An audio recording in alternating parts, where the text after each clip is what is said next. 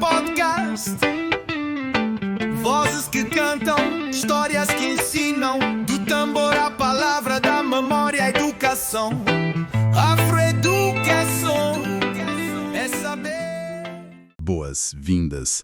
A gente fala em nome do afroeduca.com. Aqui nosso trabalho é transformar histórias e a resistência afro-brasileira em conhecimento vivo, pulsante. Cada conversa nossa, sabe, ela é inspirada nas canções que estão lá no nosso canal Afroeduca Sound.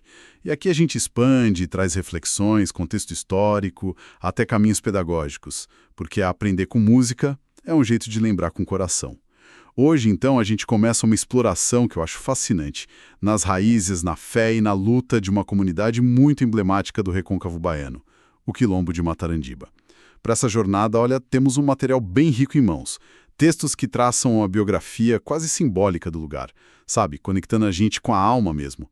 Tem registros sobre a história política, territorial, perfis de lideranças marcantes, a letra e uma análise de uma canção inspirada na comunidade e até propostas pedagógicas mostrando como essa história pode ensinar muito. A nossa missão aqui é mergulhar nessas camadas do Quilombo de Matarandiba, tentar entender como nasceu, como a espiritualidade, o axé, né, essa força vital, como isso moldou a resistência deles, quem foram as pessoas que sustentaram aquilo tudo e como essa história continua viva, pulsando hoje, inclusive na música. A ideia de uma escola sem paredes, que aparece nas fontes, já dá uma dica da profundidade que a gente vai encontrar. Vamos tentar entender melhor essa riqueza. E o que é realmente marcante, né, quando a gente analisa essas fontes, é perceber essa conexão visceral entre o ambiente natural, o mangue, a maré, o recôncavo como um todo e a construção de uma identidade coletiva muito forte. Uma identidade que desde o comecinho se mostra profundamente espiritual e, ao mesmo tempo, politicamente resistente. Isso é muito forte. Vamos começar então pelas origens, pela essência mesmo. A biografia simbólica que a gente tem aqui, ela não descreve Matarandiba só como um refúgio, um esconderijo. Descreve como uma espécie de nação espiritual, sabe? Um território de axé. O lugar nasceu ali, naquele encontro do mar com o mangue, lá no Recôncavo. As narrativas contam que os primeiros a chegar eram pessoas fugidas das fazendas ali perto, de Taparica, das margens do rio Paraguaçu, e eles traziam consigo não bens materiais, né? Mas um tesouro imenso. Os nomes dos orixás, os segredos das ervas de cura, as melodias que lembravam a África. O manguezal, então, ofereceu abrigo e também um sustento.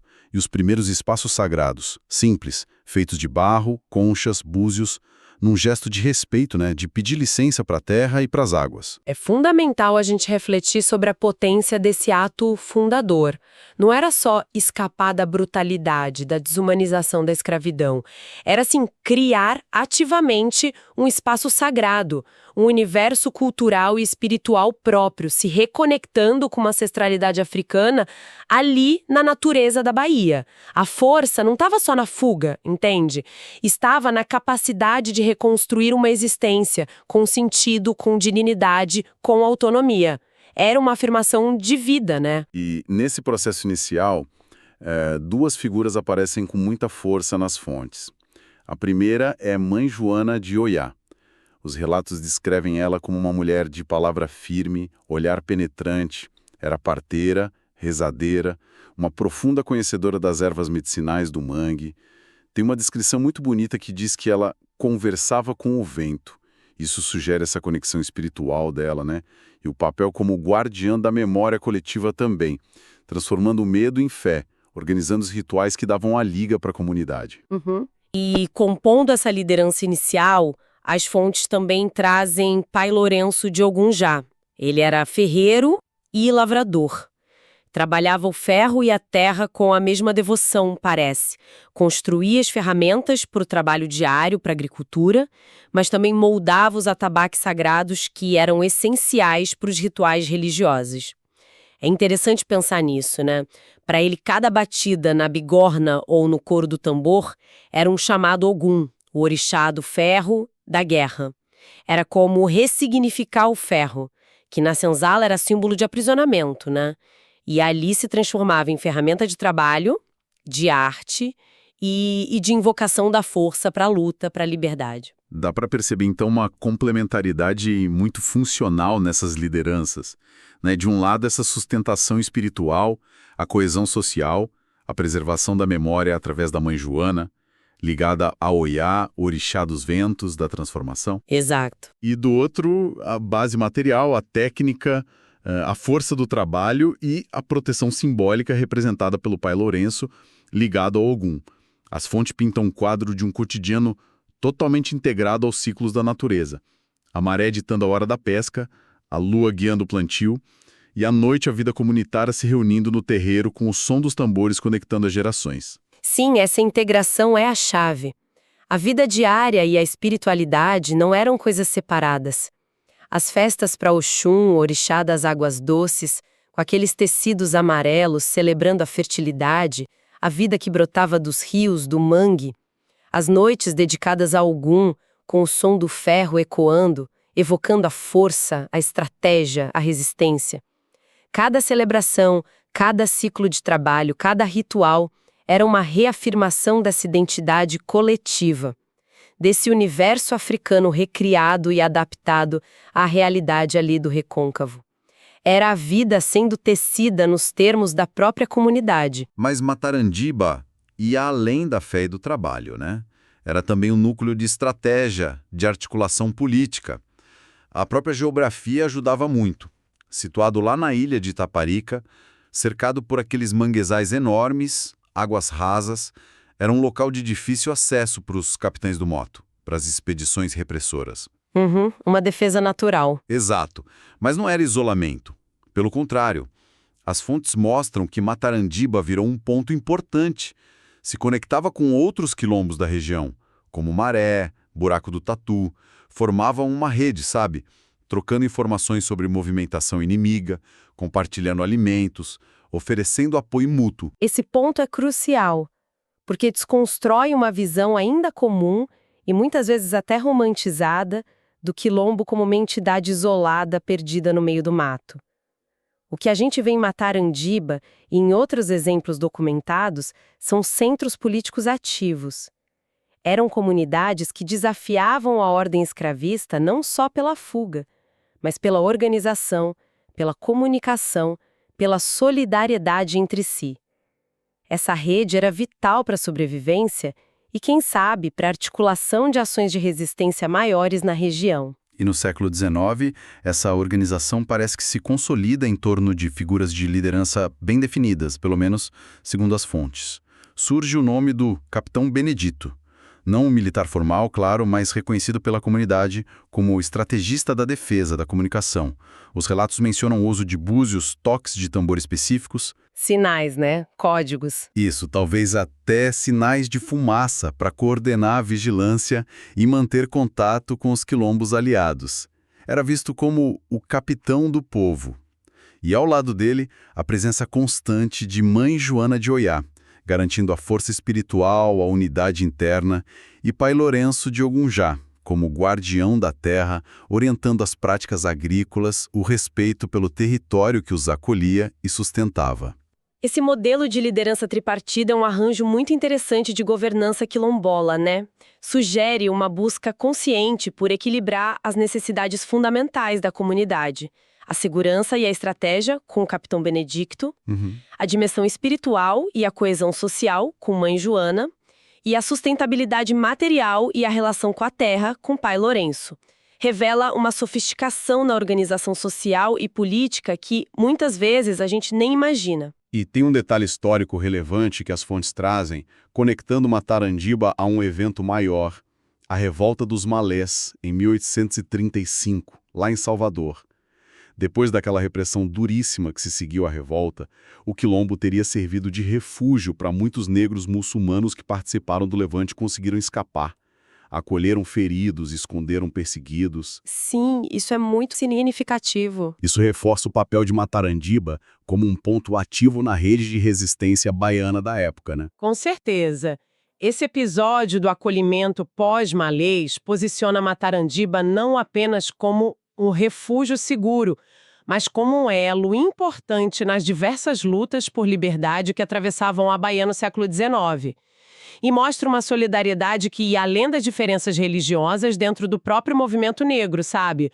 Unindo diferentes grupos na causa comum contra a escravidão, contra a opressão colonial. É um testemunho da complexidade e da amplitude dessas redes de resistência. Impressionante. Ok, dando um salto no tempo. O século XX trouxe outros tipos de desafios. A abolição formal da escravatura, lá em 1888, não significou paz ou segurança para as comunidades quilombolas. Pelo contrário, né? Surgiram novas formas de pressão. A industrialização começou a avançar sobre a Baía de Todos os Santos, vieram os projetos de exploração de petróleo, a expansão portuária. Pois é. Tudo isso gerou uma pressão imensa sobre o território tradicional de Matarandiba, além de ameaças ambientais graves, que afetavam diretamente o modo de vida deles, baseado na pesca, no mangue. E aí a gente percebe uma capacidade notável de adaptação nas estratégias de resistência. Se antes a luta era mais pela fuga, pela defesa física contra os capitães do mato, agora ela se reconfigura. Volta-se para outras frentes, né? A batalha pelo reconhecimento legal da terra, a defesa do meio ambiente contra a poluição industrial, a degradação dos manguezais e a preservação da memória, da cultura, contra o que as fontes chamam de esquecimento institucional e os impactos do avanço econômico predatório.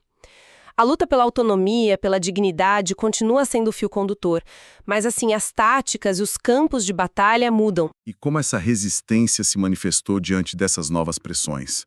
As fontes indicam um fortalecimento da organização interna, com a criação de associações comunitárias. Houve um esforço consciente de resgate, de registro das memórias orais, das histórias dos mais velhos, que corriam risco de se perder. De certa forma, as rezas, os cantos ancestrais, também viraram discursos de afirmação política. Exato. Os tambores, que sempre chamaram para o sagrado, passaram a chamar também para a mobilização, para o protesto em defesa do território, dos direitos. E nesse cenário mais recente, outras lideranças emergem, fazendo essa ponte entre o legado ancestral e os desafios contemporâneos. As fontes dão destaque a duas figuras que são emblemáticas dessa nova fase. Uma delas é Maria das Águas. Descrita como pescadora, ela se tornou uma guardiã da memória oral e uma voz potente das marisqueiras, denunciando a poluição industrial que impactava diretamente o sustento e a saúde da comunidade. A atuação dela foi fundamental no processo que levou ao reconhecimento oficial do Quilombo em 2004. E a outra figura mencionada é Seu Bené de Ogum. Um ancião respeitado, ele se tornou um símbolo dessa resistência moderna. As fontes atribuem a ele uma frase que virou quase um lema em Mataranaba. Uma frase fortíssima. Muito forte. A terra que tem santo não aceita corrente. Que frase, hein? Sintetiza de uma forma brilhante essa conexão que a gente está falando, né? Entre espiritualidade, território e a busca incessante por liberdade. Essas duas figuras ilustram perfeitamente essa capacidade de conectar o saber ancestral com a ação política no presente. A Maria das Águas, usando o conhecimento tradicional das marisqueiras para fundamentar a luta ambiental, e o Seu Bené, com a sabedoria do ancião, orientando a comunidade na reivindicação por direitos. O reconhecimento pela Fundação Cultural Palmares, em 2004, foi, sem dúvida, um marco jurídico importante. Deu à comunidade novas ferramentas legais para a defesa do território. Mas, como as fontes deixam claro, não foi o fim da luta, de jeito nenhum. Pelo contrário, fortaleceu a resistência, que hoje continua focada na defesa ambiental, na busca por uma educação escolar quilombola diferenciada, na valorização da cultura e na cobrança por políticas públicas específicas. A luta contra os impactos da industrialização na Baía de Todos os Santos continua sendo um desafio central para eles. E um dos aspectos mais tocantes que as fontes revelam é essa concepção de Matarandiba como uma escola sem paredes. O aprendizado ali não acontecia prioritariamente em espaços formais, né? Mas na vivência cotidiana, na transmissão de conhecimento dos mais velhos para os mais novos. Aprender a ler os sinais da natureza, o canto de um pássaro, a direção do vento, o movimento da maré. Aprender a respeitar a mata e seus segredos, aprender os nomes e as histórias dos orixás, os cantos na língua iorubá, Cada gesto, cada saber prático, cada história contada era parte de um currículo vivo, era aprendizado constante. Essa pedagogia da vivência, né, ancorada na oralidade, na observação atenta, na participação comunitária, era e continua sendo absolutamente vital. É por meio dela que se transmitem não apenas as técnicas de sobrevivência, mas também os valores éticos, a cosmologia, a cultura e as estratégias de resistência que garantiram a continuidade da comunidade ao longo do tempo. É a identidade sendo forjada e reforçada na prática diária, de maneira orgânica, sabe? Integrando corpo, mente, espírito e território. Um saber que educa para a vida e para a liberdade. É muito bonito isso. E essa cultura pulsante encontra uma expressão muito forte na música. As fontes que a gente analisou mencionam uma canção específica chamada Maré de Liberdade. E o interessante é que ela usa um ritmo contemporâneo, descrito como Ijexá Afrobeat, uma fusão que mistura ritmos tradicionais de Yorubá com batidas atuais, talvez até elementos do trap afro-brasileiro, para narrar essa história ancestral. É bem moderno o som. Que interessante essa mistura. E a letra é um verdadeiro mosaico dos símbolos que a gente discutiu aqui.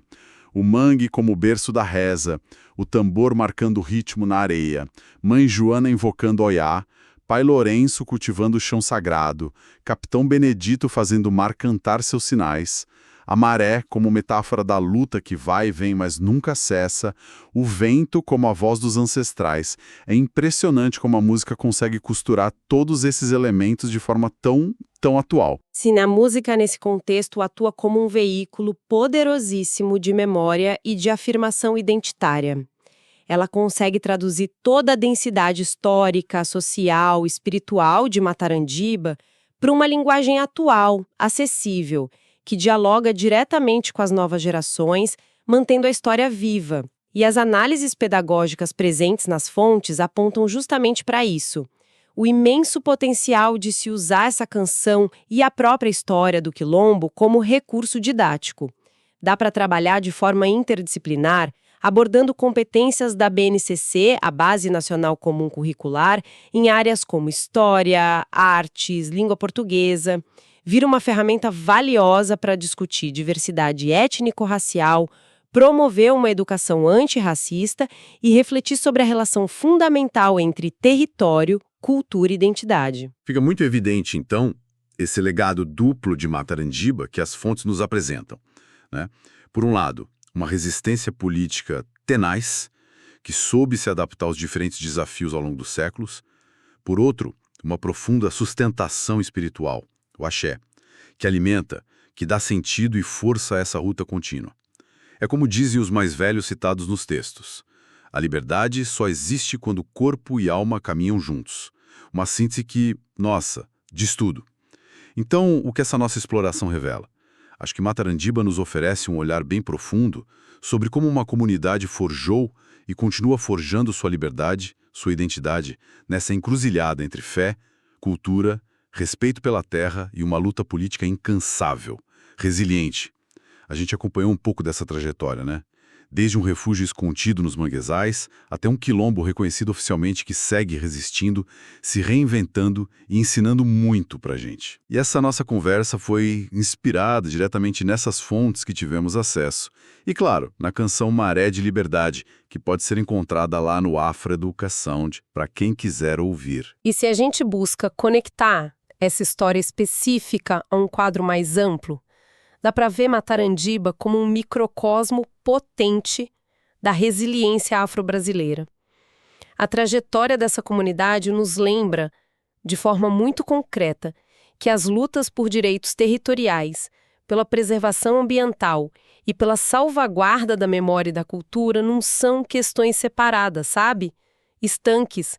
São, na verdade, dimensões profundamente interligadas de uma mesma busca por dignidade e autonomia.